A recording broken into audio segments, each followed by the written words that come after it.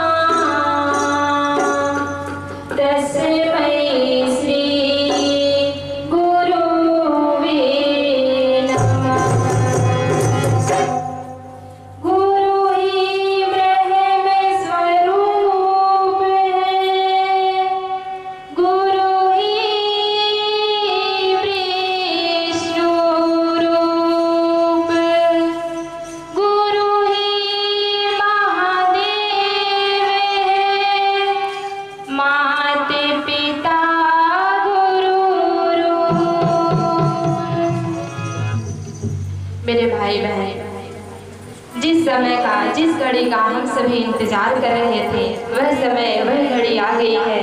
अब हम सभी के बीच में परम पूज्य गुरुदेव का आगमन होने जा रहा है।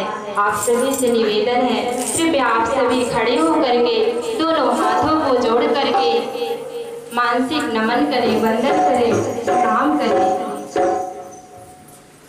ओम तुभ्यं नमामि सततं नमामि, तुभ्यं नमामि सततं नमामि, हे गुरुदेवाय तुभ्यं नमामि सततं नमामि, तुभ्यं नमामि सततं नमामि, हे ज्ञानदाताय तुभ्यं नमामि सततं नमामि, हे गुरुदेवाय तुभ्यं नमामि सततं नमामि, तुभ्यं नमामि, हे ज्ञानदाताय तुभ्यं नमामि सततं नमामि, हे बुद्धिदाताय तुभ्यं नमामि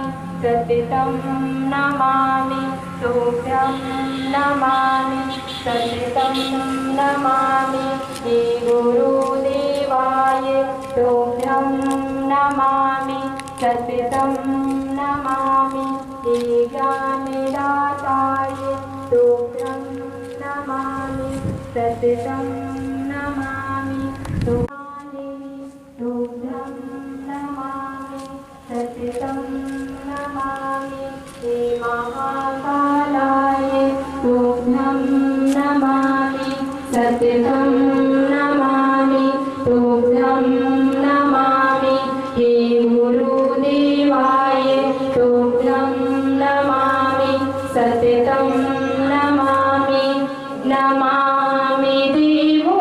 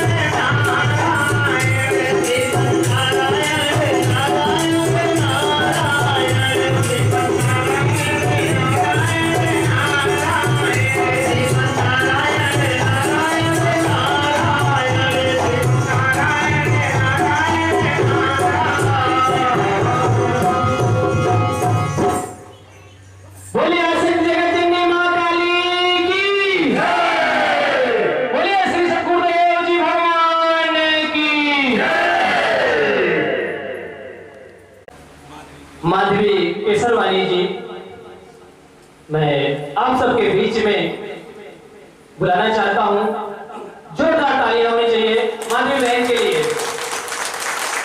ऐसे नहीं, एक बार जोरदार तालियां, क्योंकि हमारे सेक्रेटरी प्रदेश अध्यक्ष हैं, महिला मंडल की तरफ से हैं।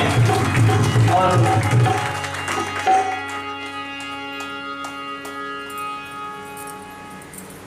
बोलिए आशक्ति जगत जननी मां काली की, बोलिए श्री शंकुदेव जी भगवान की जय।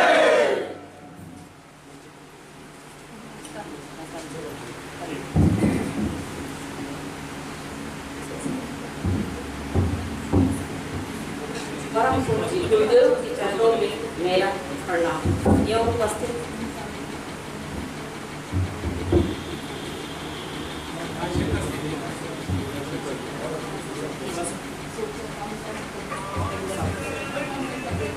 आगे चलिए।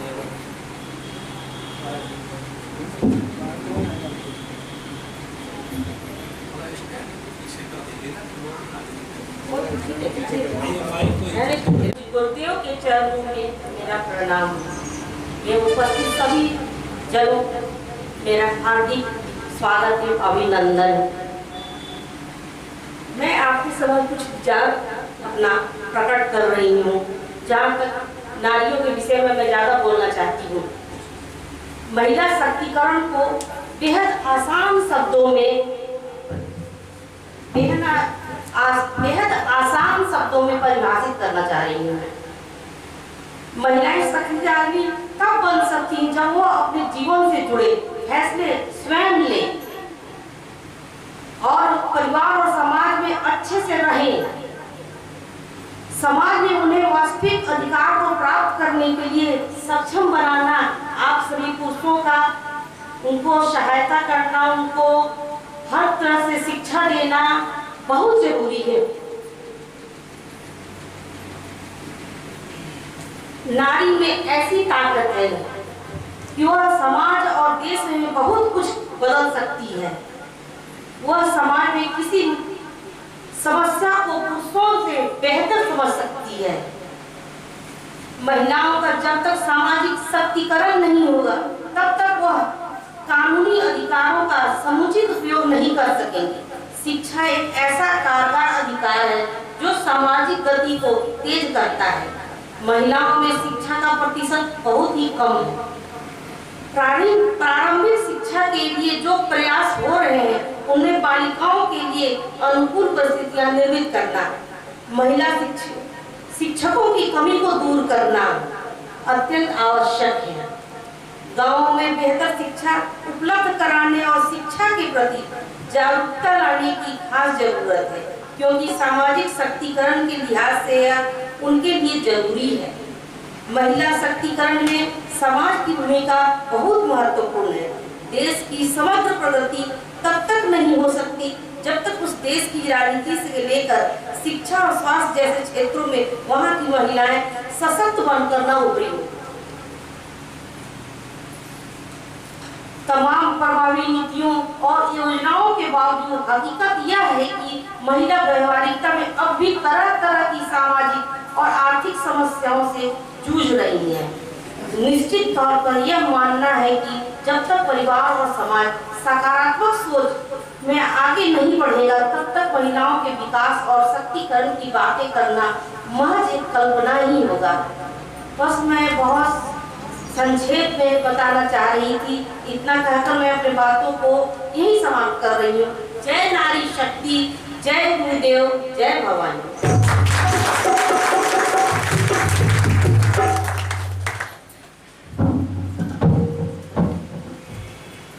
हेलो, समय को ध्यान में रखते हुए कि लगभग 2:30 बज चुके हैं, मैं निवेदन करता हूँ हाथ जोड़कर परम पूज्य गुरुदेव जी से हम सबको शक्ति और सामर्थ्य दे और एक सुखद मार्ग दिखाने का प्रयास करें। बोलिए आशक्ति जगत जननी मां काली की जय, गुरुदेव जी भगवान की जय।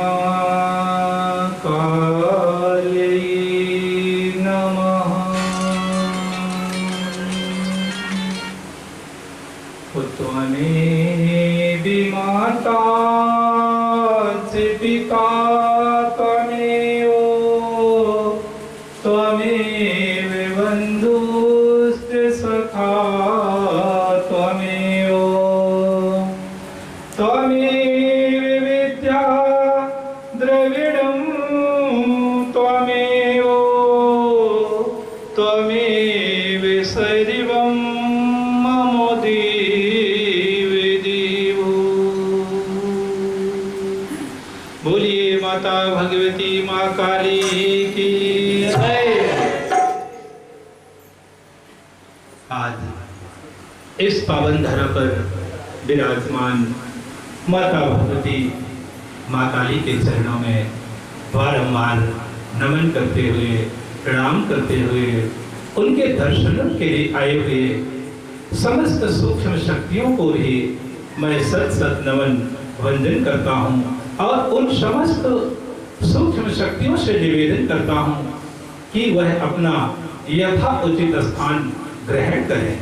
तत्पश्चात इस साधना हाल में उपस्थित सभी भक्तों के हृदय रूपी मंदिर में विराजमान माता भगवती माँ काली की छवि को देखते हुए आप सभी भक्तों का भी स्वागत, वंदन, अभिनंदन करता हूँ।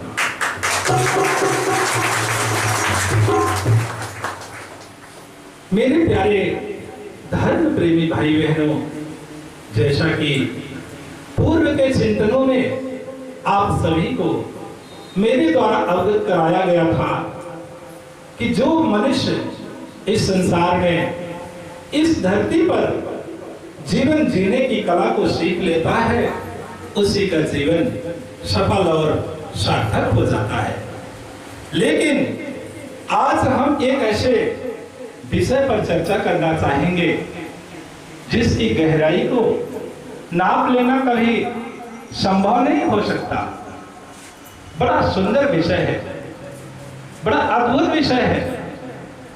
वह विषय है माँ की ममता और पिता की क्षमता पर, क्योंकि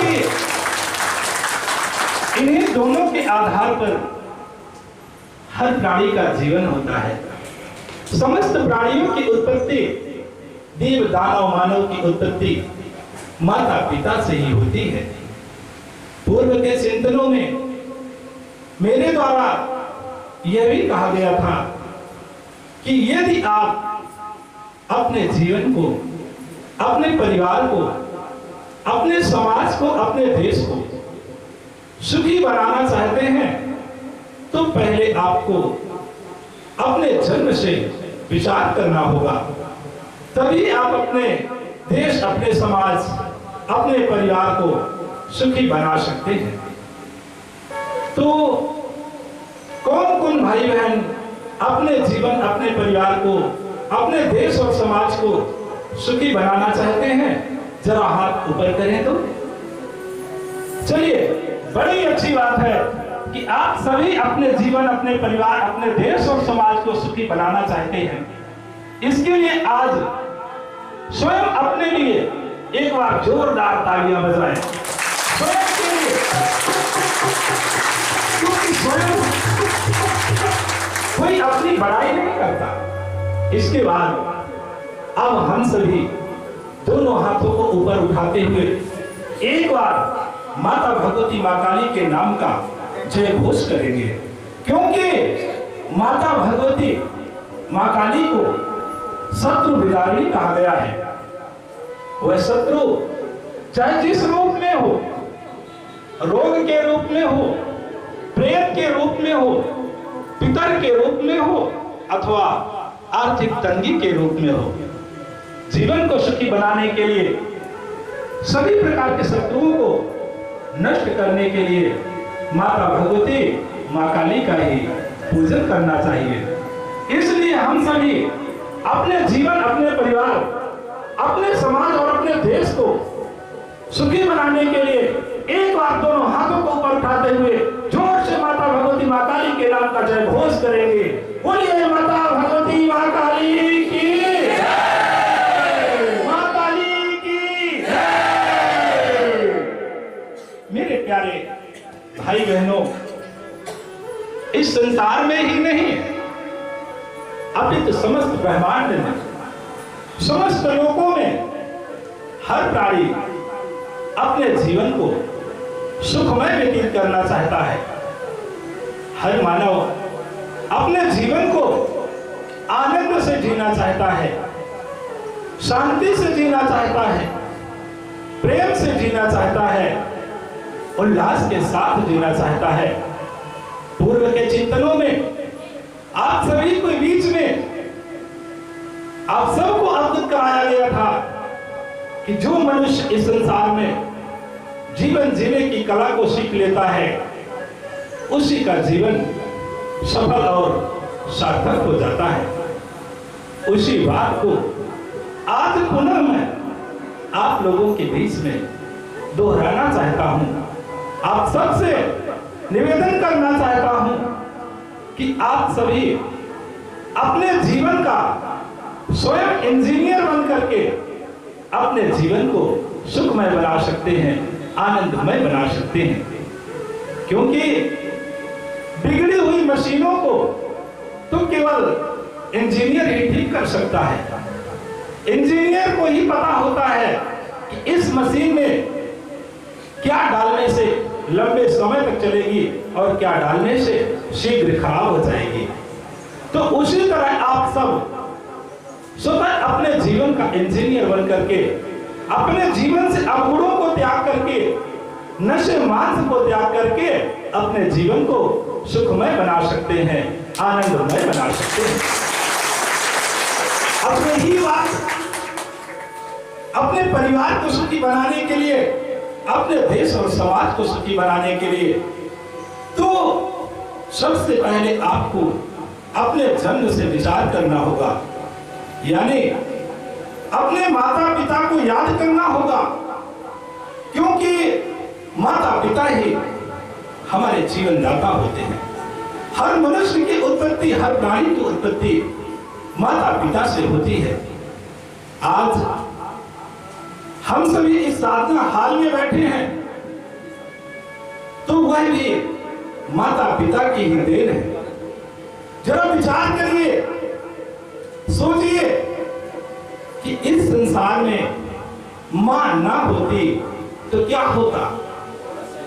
मेरे भाई बहन, यदि इस संसार में मां ना होती तो ना हम होते, ना आप होते, यहां तक इस धरातल पर कोई भी जीव जंतु ना होता। सभी की उत्पत्ति माता पिता से होती है। कितनी महान होती है मां। अरे मां तो अनमोल होती है। मां की ममता अपार होती है, असीमित होती है, जिसकी कभी कोई तुलना नहीं कर सकते। समुद्र से भी ज्यादा गहराई मां की ममता की होती है, मां के वात्सल्यता की होती है। मां ही हम सबको चलना सिखाती है, बोलना सिखाती है। मां से बढ़कर के संसार में कोई नहीं होता। लोग कहते हैं कि इस धरती पर हिमालय की ऊंचाई सबसे ज्यादा होती है। मैं भी मानता हूं कि हिमालय की ऊंचाई सबसे ज्यादा होती है। लेकिन मेरे भाई बहन, मेरा खुद का विचार है, मेरी खुद की सोच है कि निश्चित है हिमालय की ऊंचाई सबसे ज्यादा होती है। लेकिन मेरे भाई बहन, मां की ममता हिमालय की तरह कठोर नहीं होती। वह तो नाजुक होती है, नरम होती है, सदा मोम की तरह होती है, क्षण मात्र में पिघल जाती है। निश्चित है मां की ममता के सामने सागर की गहराई भी कम पड़ जाती है। इसलिए शास्त्रों में, वेदों में मां को पृथ्वी का दर्जा और पिता को आकाश का दर्जा दिया गया है। माँ को पृथ्वी कहा गया है और पिता को आकाश माना गया है। माता पिता से बढ़कर के हमारे लिए इस संसार में और कोई नहीं होता। माता पिता ही हमारे लिए, हम सब के लिए, हर मनुष्य के लिए सर्वस्व होते हैं। माँ ही मंदिर, माँ ही तीर्थ, माँ पूजा की थाली, माँ के बिन है जीवन ऐसा जो बगिया बिन वाली। जिस तरह से किसी बाग में, किसी बगिया में माली के न रहने पर वह बगिया उजड़ जाती है, ठीक उसी प्रकार हमारे जीवन में भी, मानव जीवन में भी यदि माता पिता ना हो तो हमारा जीवन उजड़ जाता है, बिखर जाता है। इसलिए हमें सर्वदा माता पिता का सम्मान करना चाहिए, क्योंकि माता पिता से बढ़कर के और कोई नहीं होता। माता पिता ही हमारे सर्वस्व होते हैं। एक समय की घटना है, एक बार देवताओं में भी वाद विवाद होने लगा इस बात को लेकर के कि प्रथम पूजा किसकी होनी चाहिए, प्रथम पूजनीय कौन देवता है। ऐसा कहते हुए सभी आपस में लड़ने झगड़ने लगते हैं। कोई कहता नहीं नहीं, हम सर्वशक्तिमान हैं, पहले हमारी पूजा होनी चाहिए। तो दूसरा देवता कहता नहीं नहीं, सबसे बड़े हम हैं, हमारी पूजा होनी चाहिए। इस तरह से सभी देवता आपस में लड़ते झगड़ते रह गए। अंततः निर्णय नहीं कर पाए कि पहली पूजा किसके होनी चाहिए। तब सभी देवता मिलकर के श्री हरि नारायण विष्णु के पास जाते हैं और अपनी बात रखते हैं कि हे प्रभु, हे श्री हरि नारायण विष्णु, हम समस्त देवताओं में सर्वप्रथम पूजनीय कौन है। ऐसा सुनते ही विष्णु जी भी थोड़ी देर के लिए चकित हो जाते हैं कि देवताओं में भी इस तरह से वाद विवाद होने लगा तो मनुष्यों की क्या गिनती। अंततः भगवान श्री हरि विष्णु ने कहा कि जो देवता पृथ्वी की 3 परिक्रमा लगा करके सबसे पहले वापस आएगा वही सर्वप्रथम पूजनीय होगा। ऐसा सुनते ही सभी देवता अपने अपने वाहन पर सवार होकर के पृथ्वी की परिक्रमा करने के लिए निकल जाते हैं। कार्तिकेय मोर पर सवार हो जाते हैं, इंद्र अपने ऐरावत हाथी में सवार हो जाता है। इस तरह से सभी अपने अपने वाहन में सवार होकर के पृथ्वी की परिक्रमा करने के लिए निकल जाते हैं। लेकिन मेरे भाई बहन, उन्हें देवताओं में से एक वायवी देवता था जिसका वाहन छोटा सा चूहा था। उसने भी उस देवता की लंबी लंबी सूंड, निकला हुआ पेट, अब वह विचार करने लगा इन देवताओं की बराबरी कैसे कर सकते हैं। अरे इनका वाहन तो तेज गति से चलने वाला, हमारा वाहन तो छोटा सा चूहा, हम कैसे देवताओं की बराबरी कर सकते हैं। लेकिन उस छोटे से देवता ने अपनी बुद्धि का सही उपयोग किया और पृथ्वी की परिक्रमा ना करके वह सीधा कैलाश पर्वत की ओर जाते हैं, जहां माता पार्वती और भगवान भोलेनाथ विराजमान रहते हैं। वह छोटा सा देवता दौड़ते हुए अपनी मां के पास जाता है, मां के चरणों में प्रणाम करता है और मां से कहता है कि मां, थोड़ी देर के लिए आप पिताजी के पास बैठ जाएं। मां भी चिंतित हो जाती है कि आखिर वजह क्या है। आज तक तो कभी ऐसा नहीं बोला, लेकिन आज ही क्यों बोल रहा है। इस बात को लेकर के माता पार्वती उस छोटे से देवता से पूछती हैं कि बेटा क्या बात है, हमें पिताजी के पास क्यों बैठने के लिए कह रहे हो? तब उस देवता ने कहा कि मां अभी बताने का समय नहीं है, यदि आपको बताने लगे तो वह सभी देवता पृथ्वी की परिक्रमा करके सबसे पहले लौट आएंगे और हम पीछे रह जाएंगे। इसलिए आप कृपा करके थोड़ी देर पिताजी के पास बैठ जाएं। माता पार्वती भी विचार करती हैं और भगवान भोलेनाथ के पास जाकर के बैठ जाती हैं। तब वह छोटा सा देवता, नन्हा सा देवता अपने माता पिता की 3 परिक्रमा करके उनके चरणों में श्रद्धा के 2 पुष्प चढ़ा करके, श्रद्धा के फूल चढ़ा करके वापस पुनः भगवान विष्णु की दरबार में उसी सभा में वापस आ जाते हैं।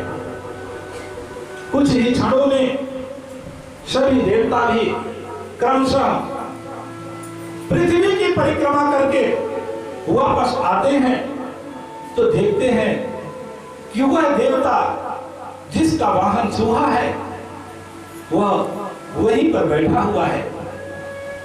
सभी देवता उस छोटे से देवता की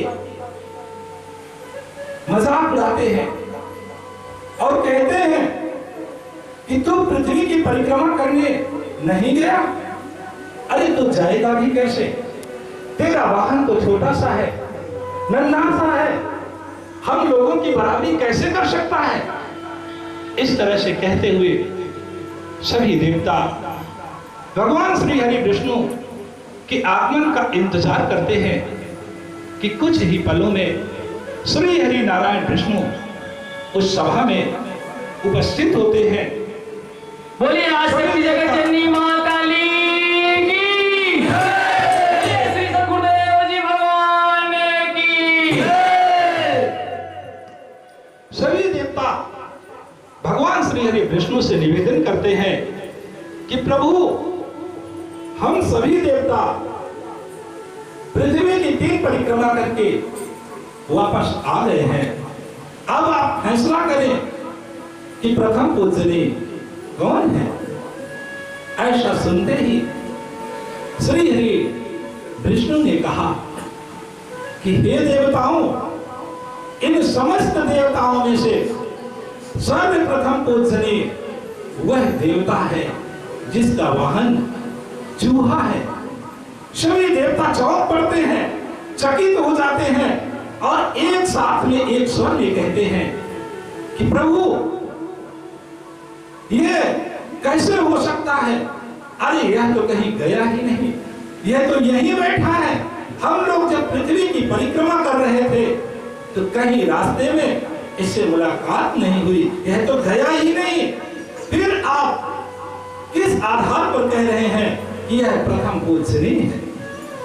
तब श्री हरि विष्णु ने कहा कि हे देवताओं, मैं भी जानता हूं कि यह पृथ्वी की परिक्रमा करने नहीं गया था, लेकिन इन्होंने अपनी बुद्धि का सही उपयोग किया और अपने माता पिता की 3 परिक्रमा करके उनके चरणों में फूल चढ़ा करके पृथ्वी की परिक्रमा करने का पुण्य फल प्राप्त कर लिया है। इसलिए यह देवता सर्वप्रथम पूजनीय है, जिसका नाम गणेश है। मेरे भाई बहन, तब से लेकर के आज तक इस धरती पर, इस संसार में कोई भी मांगलिक कार्य होता है, शुभ कर्म होता है, शुभ कार्य किया जाता है तो सबसे पहले गणेश जी का पूजन किया जाता है, गणेश वंदना की जाती है और कहा जाता है कि गजाननं गणाधिसेवितं कपित्थ जम्बू फल चारु भक्षणं उमासुतं शोक विनाशकारिकं नमामि विघ्नेश्वर पाद पंकजं। बोलिए गणेश भगवान की जय। मेरे भाई बहन, बलवान वह नहीं होता जिसके पास धन होता है, बलवान वह भी नहीं होता जिसके पास शरीर की ताकत होती है। सच्चा बलवान तो वह होता है जिसके पास बुद्धि की, विवेक की उपयोग करने की क्षमता होती है, ताकत होती है। शरीर से कोई बलवान नहीं हो सकता। तब भगवान श्री विष्णु ने कहा कि हे देवताओं, अब आप लोग भी मृत्यु लोक में जाइए, धरती पर जाइए और वहां रहने वाले लोगों से यह बता दीजिए कि माता पिता से बढ़कर के संसार में और कोई देवता नहीं होता। मैं भी अपने शास्त्रों में, अपने वेदों में, अपनी लेखनी के माध्यम से यही लिख रहा हूं कि जो मनुष्य सुबह सुबह उठ करके अपने माता पिता की 3 परिक्रमा करके उनके चरणों में श्रद्धा के फूल चढ़ा देता है, वह चारों धाम की यात्रा करने का पुण्य फल घर बैठे ही प्राप्त कर लेता है। इतने महान होते हैं माता पिता, वह साक्षात देवता के स्वरूप होते हैं, भगवान के समान होते हैं। क्योंकि माँ की ममता के सामने तो भगवान को भी नतमस्तक होना पड़ता है। भगवान भी यदि इस धरती पर आना चाहें तो उनके लिए भी किसी माँ की कोख की आवश्यकता होती है। बिना माँ के कोख के, बिना माँ के भगवान भी इस धरती पर नहीं आ सकते। वह चाहे राम हो, कृष्ण हो, गौतम बुद्ध, महावीर, सूर, मीरा, तुलसी, रैदास, कोई भी हो, सभी की उत्पत्ति माता पिता से होती है। माँ से बढ़कर के संसार में और कोई देवता नहीं होता। कितनी महान होती है माँ, जो अनेक कष्टों को सहन करके भी अपने बच्चे को जन्म देती है। मेरे भाई बहन, मैं मानता हूं कि इस संसार से जाने के लिए तो अनेकों रास्ते हैं, अनेकों रास्ते हैं जाने के लिए।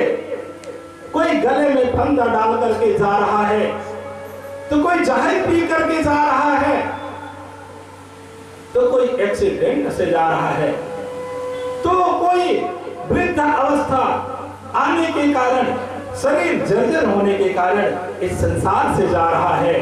आने के रास्ते तो एक हो सकते हैं, अनेक हो सकते हैं।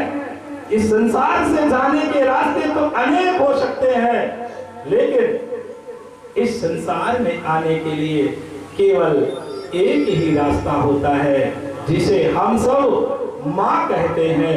माँ कहते हैं, माँ से बढ़कर के संसार में और कोई नहीं होता।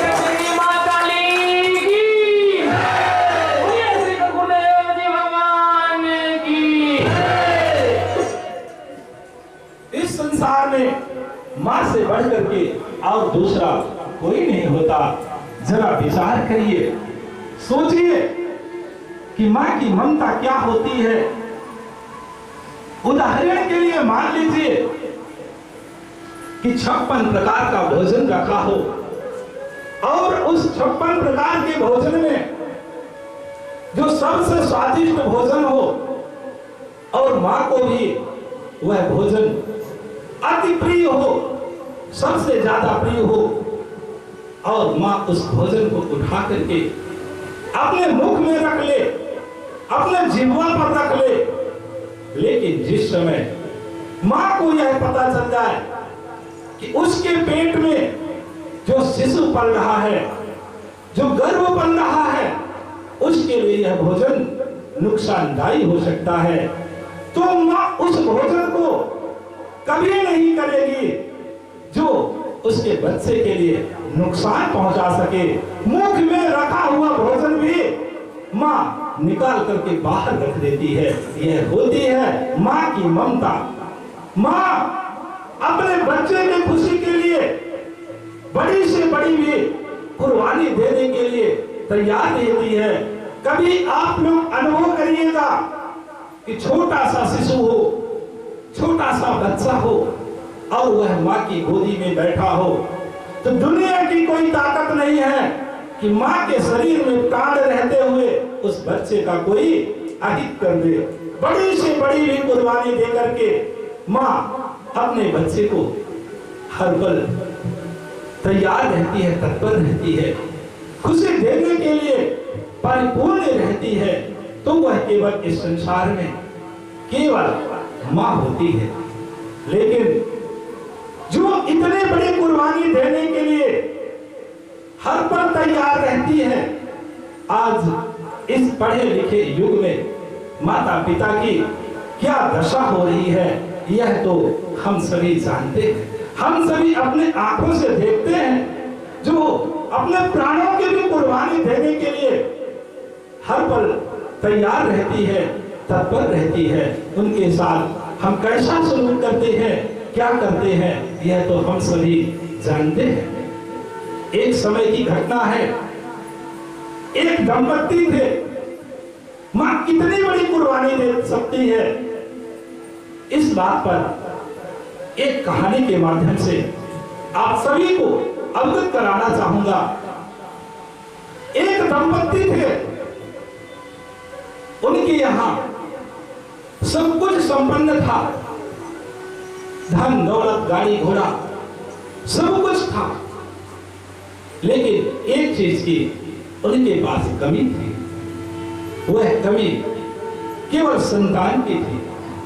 उनके पास संतान नहीं थे, वह संतानहीन थे।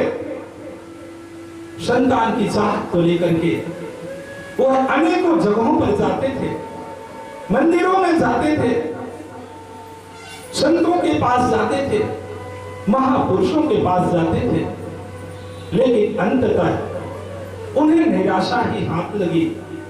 कहीं से भी संतान की प्राप्ति नहीं हुई। समय गुजरता चला गया।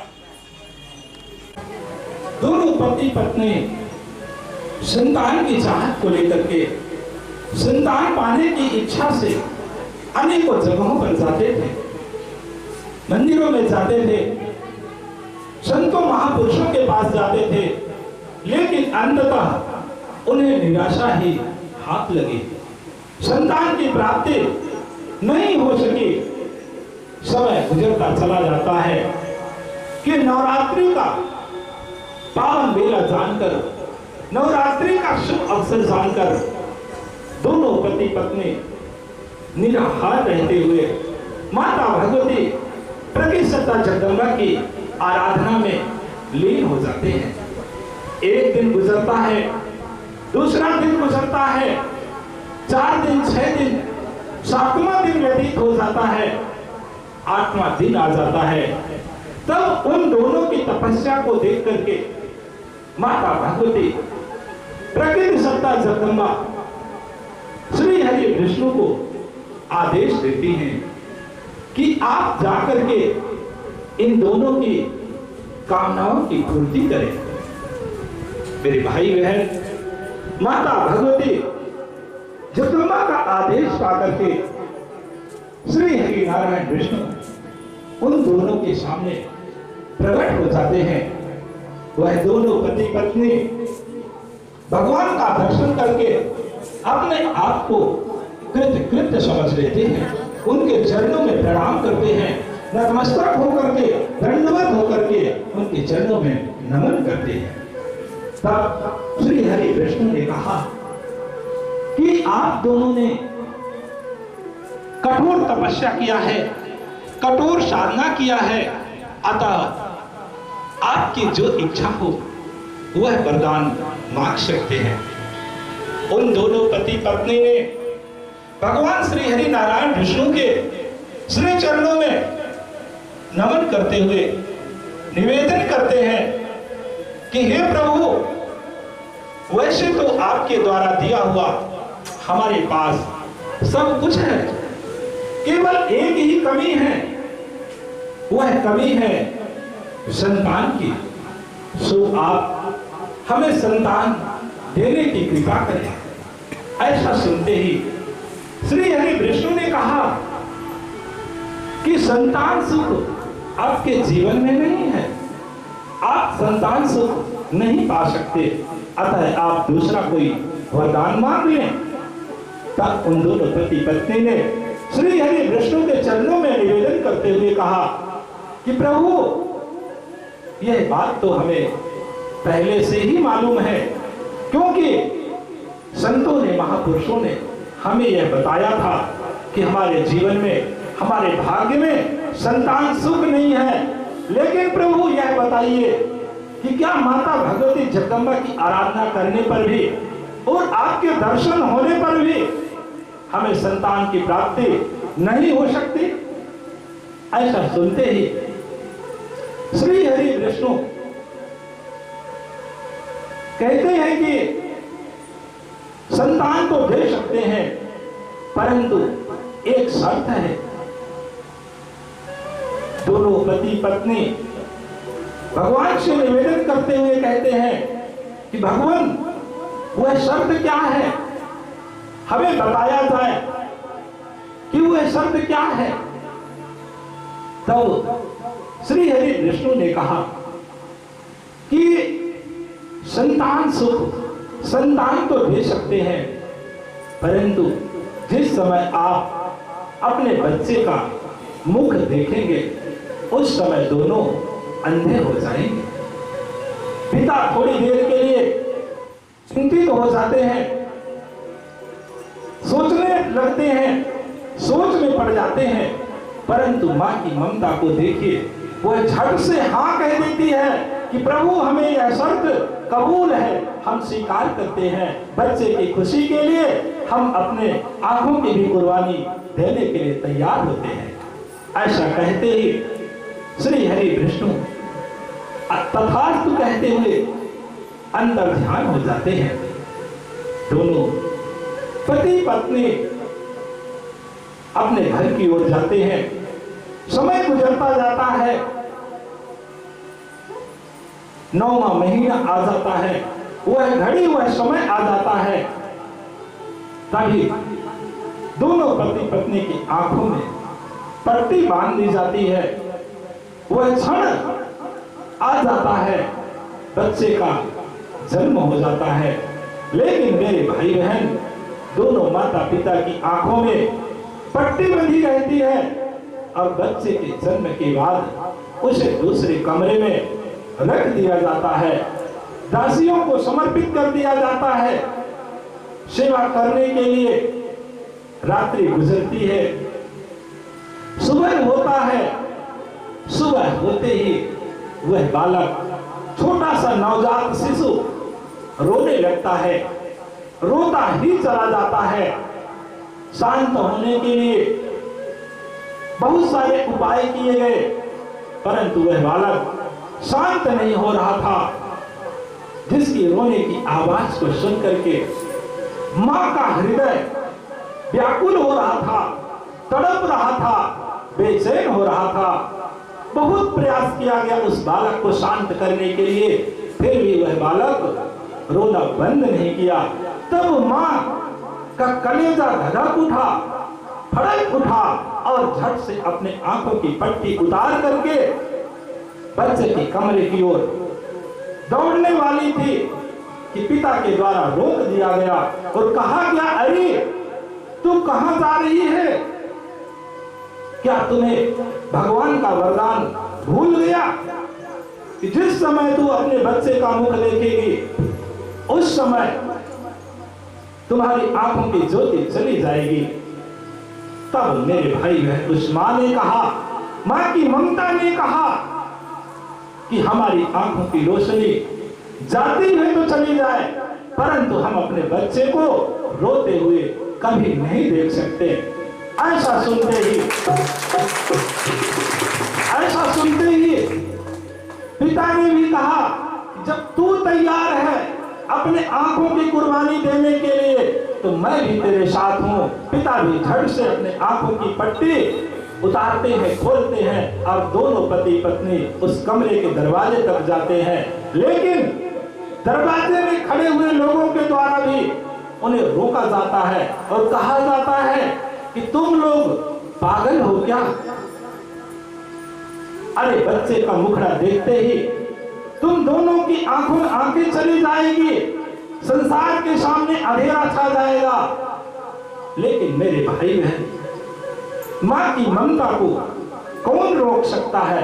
वह धक्का देते हुए दोनों पति पत्नी अंदर जाते हैं और अपने लाल को सीने से लगा लेते हैं, गले से लगा लेते हैं और दोनों कुछ ही क्षणों में जैसे बच्चे का मुख देखते हैं, दोनों की आंखों के सामने अंधेरा छा जाता है, अंधकार छा जाता है, आंखों की रोशनी चली जाती है। मेरे भाई बहन, यह होती है माँ की ममता, यह होती है पिता की क्षमता कि अपने बच्चे की खुशी के लिए आंखों की भी रोशनी देने के लिए तैयार है। आंखों की ज्योति चली जाए उसका कोई गम नहीं, अंधों का भी जीवन स्वीकार कर लेते हैं। ऐसे होते हैं माता पिता, यह होती है माँ की ममता और यह होती है पिता की क्षमता। लेकिन मेरे भाई बहन, जरा विचार करिए कि जो हम सबको इतने बड़ी कुर्बानी दे करके पाल पोस करके बड़ा कर दिया, आज हम उसके साथ क्या कर रहे हैं यह तो हम सभी जानते हैं। जरा विचार करिए कि जब इस संसार में हम और आप आए थे तो उस समय हमारे पास क्या था? क्या हम बोलना जानते थे? क्या हम भोजन करना जानते थे? अरे हम ना तो बोलना जानते थे, ना भोजन करना जानते थे, ना तो चलना जानते थे। हम सबको चलना किसने सिखाया? उसी माता पिता ने। हम सबको बोलना किसने सिखाया? उसी माता पिता ने। हम सबको भोजन करना किसने सिखाया? उसी माता पिता ने।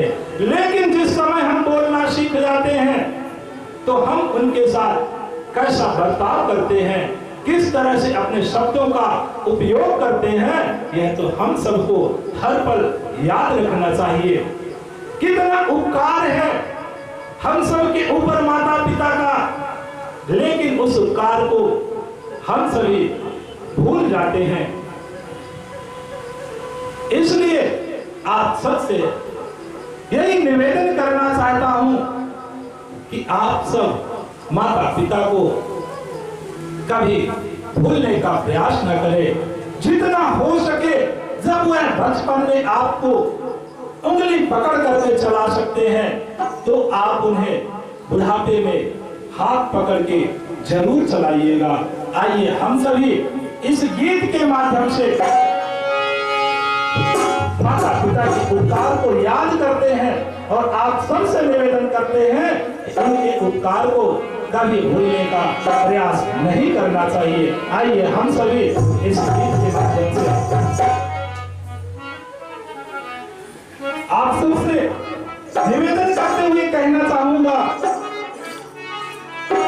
कि हरी बात को भूलो भले, माँ बाप को मत भूलना, उपकार इनके लाखों हैं, इस बात को मत भूलना।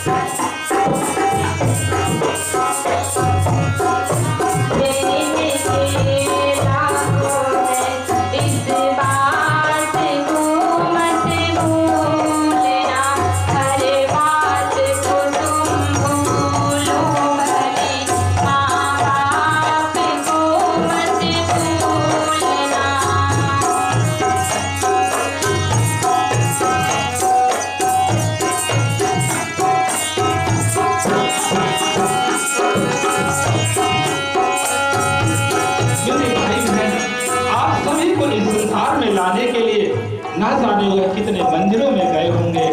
इसलिए कहा गया है धरती पर देवो पूरा भगवान बुला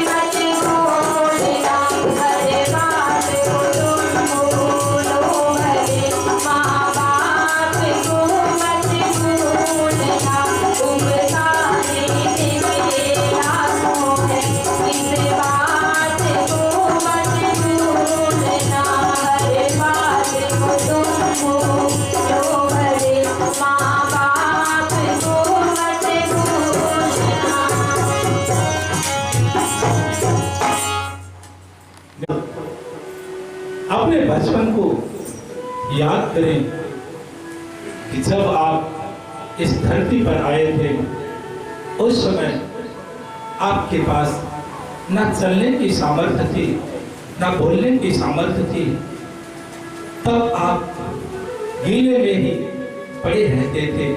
उस समय माँ स्वतः गीले में सो जाती थी, लेकिन अपने लाल को वह सदा सीने में सुलाती थी। इसलिए हम सभी का कर्तव्य बनता है, हम सभी का धर्म बनता है कि हम लोग भी अपने माता पिता की कुछ सेवा कर दें। यह हम सभी आप सबसे अनुरोध करना चाहेंगे, इस समाज से अनुरोध करना चाहेंगे कि हर व्यक्ति अपने माता पिता का सम्मान करे और बुढ़ापे में उनकी सेवा जरूर करे। यही हमारा निवेदन है इस समाज से। मेरे भाई बहन, उस घटना का समय गुजरता चला जाता है। दोनों माता पिता की आंखों की रोशनी चली जाती है, संसार के सामने अंधेरा छा जाता है। समय गुजरता चला जाता है। लगभग वह बालक अंततः 20 वर्ष का हो जाता है। और जब उस बच्चे को पता चलता है कि हमारे माता पिता जन्म से अंधे नहीं थे, वह मेरे कारण ही अंधे हुए हैं, मेरे कारण ही इनके आंखों की रोशनी गई है, तब वह बालक माता पिता की आंखों की स्वतः रोशनी बन करके उनकी सेवा करते हैं। और आंखों की रोशनी को वापस करने के लिए वह अनेकों जगहों पर जाते हैं, संत महापुरुषों के पास जाते हैं, निवेदन करते हैं कि हमारे माता पिता की आंखों की रोशनी वापस आ जाए। ऐसा करते हुए कई वर्ष व्यतीत हो जाते हैं कि अचानक एक संत मिलते हैं और उस बालक को यह बात बताई जाती है कि यदि समस्त तीर्थों की नदियों का जल यदि आपके माता पिता की आंखों में लगाया जाए तो निश्चित तौर से माता पिता की आंखों की रोशनी वापस आ सकती है। ऐसा सुनते ही वह 20 वर्ष का बालक झट से वापस आता है, कामर बनवाता है और उस कामर में अपने अंधे माता पिता को बैठा करके चारों धाम की यात्रा करने के लिए निकल जाता है, जिसका नाम समर्थ कुमार होता है। मेरे भाई बहन, ऐसे देश के धरती पर हम सब लोगों का जन्म लेने का सौभाग्य प्राप्त हुआ, फिर भी हम सभी इस सौभाग्य को भी खोते चले जा रहे हैं। इसलिए हम आप सबसे, पूरे समाज से, पूरे देश के लोगों से यही निवेदन करते हैं कि आप यदि अपने जीवन को सुखी बनाना चाहते हैं तो सबसे पहले आपको अपने माता पिता की सेवा करना होगा, उनका सम्मान करना होगा, तभी आप अपने देश, अपने समाज और अपने जीवन को सुखी बना सकते हैं। इसी के साथ अपने शब्दों को विराम देते हुए आगे के क्रमों को संचालित किया जा रहा है। एक बार जोर से सभी जयकारा लगाएंगे।